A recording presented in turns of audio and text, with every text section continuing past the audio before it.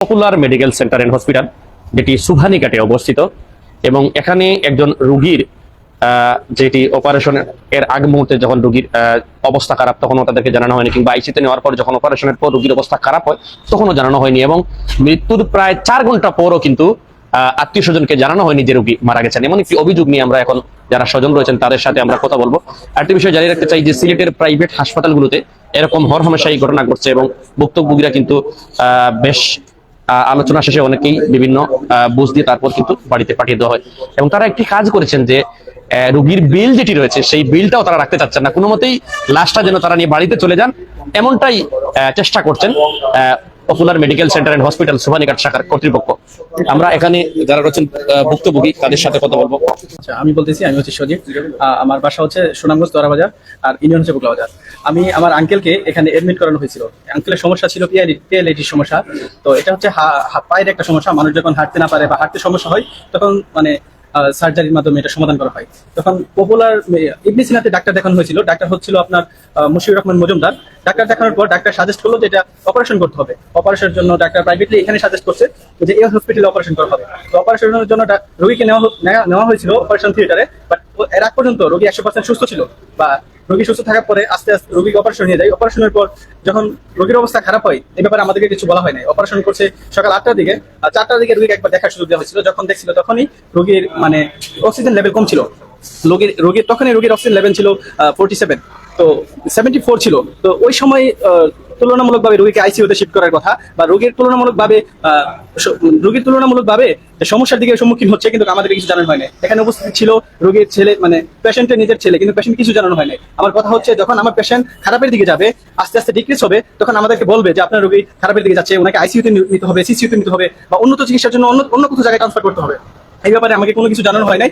তাদের ইচ্ছা মতে নিজের অলসতার কারণে আজকে আমাদের রোগী মারা গেছে। তাদের ম্যানেজমেন্ট বলতে গেলে খুবই বাজে ম্যানেজমেন্ট ছিল। এখানে সার্জন যখন অপারেশন কমপ্লিট করে চলে যায় তখন তাদের এই রোগীকে দেখাশোনা করার জন্য দায়িত্ব দিয়ে গেছিল ডিটি ডাক্তারকে। ডিটি ডাক্তার নিজস্ব অবহেলার কারণে সঠিক মানে ভুল চিকিৎসার জন্য আজকে আমাদের রোগী মারা গেছে। ঘটনা ঘটেছিল আমাদেরকে মাগরিবের সময় বলা হয়েছে যে রোগী মারা গেছে। এর আগে কখন রোগীর অবস্থা খারাপ হয়েছে, কখন আরো বেশি খারাপ হয়েছে, কোথায় নিতে হবে, বা উন্নত চিকিৎসা করতে হবে কিনা, তাকে আইসিইউতে নিতে হবে কিনা, সিসিইউতে নিতে হবে কিনা, এই ব্যাপারে আমাদেরকে কিছু জানানো হয় না। আপনার হাতে দুটি কাগজ আছে, এই যে এখানে দেখেন যে এই হসপিটালের ম্যানেজমেন্টের অবস্থা আপনারা বুঝতে পারবেন। এদের অ্যাক্টিভিটিস কেমন। এদের আমাদেরকে দেওয়া হয়েছে আজকে 18 তারিখ। আজকে আমার রোগী মারা গেছে আজকে 20 তারিখ, কিন্তু আমাদেরকে দেওয়া হয়েছে 18 তারিখের ডেথ সার্টিফিকেট। দেখেন এই যে এখানে আপনারা দেখতে পাচ্ছেন 2টা ডেথ সার্টিফিকেট। আমার কথা হচ্ছে একটা পেশেন্টের কিভাবে 2টা ডেথ সার্টিফিকেট হতে পারে। এখন বুঝতে পারেন এদের ভিতরে কত কারচুপি অবস্থান করতেছে। তাদের ভুল চিকিৎসার জন্য হ্যাঁ, যখন আমি একটু বলি, যখন রোগী মারা যায় তখন রোগীর সাথে যে গার্ডিয়ান ছিল তিনি বলছিল যে আমার রোগী কেন মারা গেছে। উনি কি বলে, উনি একজন প্রফেশনাল মানুষ হয়ে আমি বলতে বাধ্য যে উনি বলতেছে রোগী মারা গেছে আজকে শুক্রবার, ভালো দিন, রমজান মাস। আসলে একজন মানুষের এক্সপ্লেন মারা যাওয়ার এক্সপ্লেন কি এটা কি এক্সপ্লেন নাকি এটা আপনারাই বুঝতেছেন। কোথায় আমার রোগী কেন মারা গেছে এই ব্যাপারে তারা কোনো সঠিক মানে বলতে পারে নাই, এক্সপ্লেন করতে পারে নাই। তারা আমাদেরকে বলছে বিল ছাড়া দিলে। পাশাপাশি তারা কি করছে, আমার রোগী মারা যাওয়ার সাথে সাথে তারা তাদের নিজের রেসপন্সিবিলিটি দিয়ে অ্যাম্বুলেন্স নিয়ে আসা গাড়িতে রোগী পাঠিয়ে দিচ্ছে, বুঝছেন, কোনো বিল করে নাই, কোনো বিল নেই নাই। আমি যখন জিজ্ঞেস করলাম আমার রোগী আপনারা পাঠিয়ে দিচ্ছেন, আমার কাছ থেকে আপনারা বিল নেবেন না, তারা বলতে সিলেটের মানুষ খুবই দয়ালু, এরা পরে এসে বিল দিয়ে যাবে। আমি জিজ্ঞেস করলাম আপনি কি আমাকে চিনেন, এরকম কয়জনকে বিল ছাড়া আপনারা পাঠিয়ে দিচ্ছেন, ওদের কাছে কোনো কথা নাই। আমি জিজ্ঞেস করলাম যে আমার কত টাকা বিল হয়েছে, বিল ছাড়া যে আমার রোগী পাঠিয়ে দিচ্ছেন, এরকম কয়জনকে আপনারা বিল ছাড়া পাঠিয়েছেন। তখন তারা আর বলতে পারে না। এখন বুঝতে পারেন তাদের ভিতরে কত কারচুপি ছিল, আমার রোগীকে বিল ছাড়া পাঠিয়ে দিচ্ছে। এখন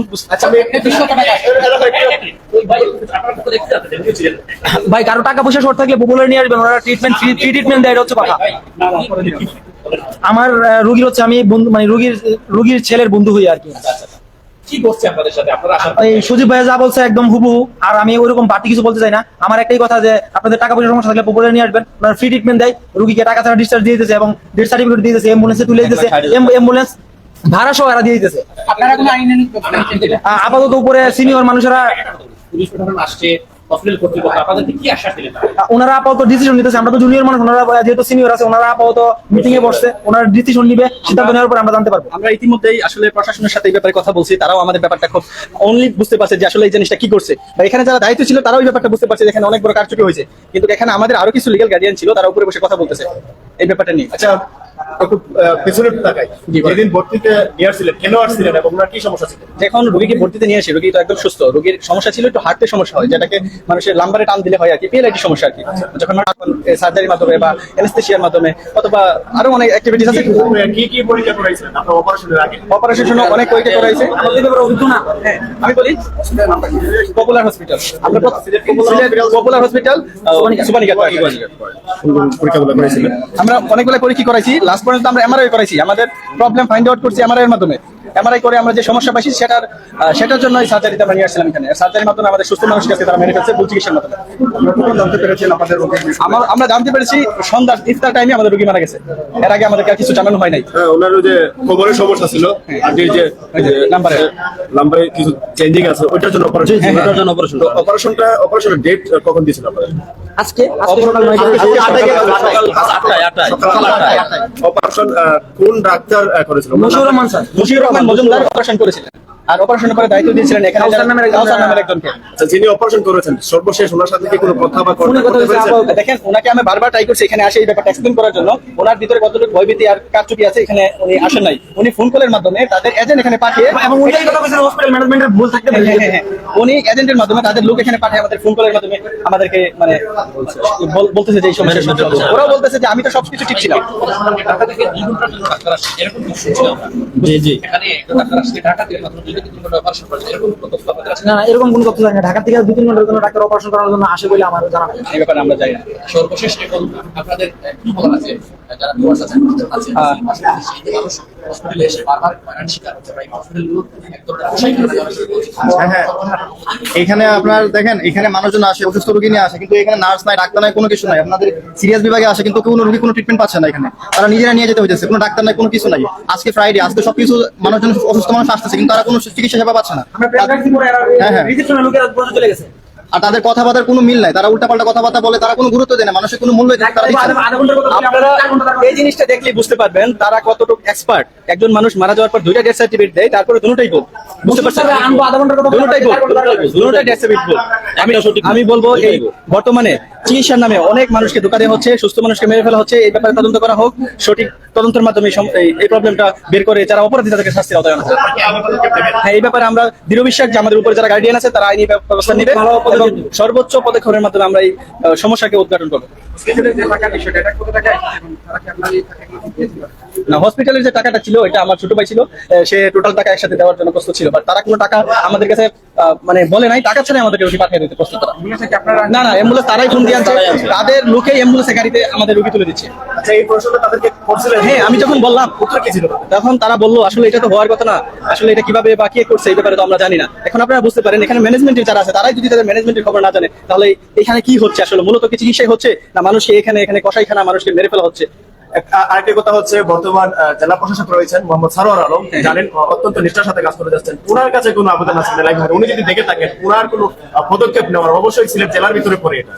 ওনাকে আমি আমাদের যে সমস্যাটা খুব ক্লিয়ারলি বোঝানোর চেষ্টা করছি, উনি সমস্যাটা বুঝছেন, উনি এখন আমাদের উপরে ছেড়ে দিয়েছে। যদি আমরা প্রশাসনিক ভাবে আগাই জিনিসটা, উনি সর্বোচ্চ চেষ্টা দিয়ে এই সমস্যাটা বের করে দেবেন।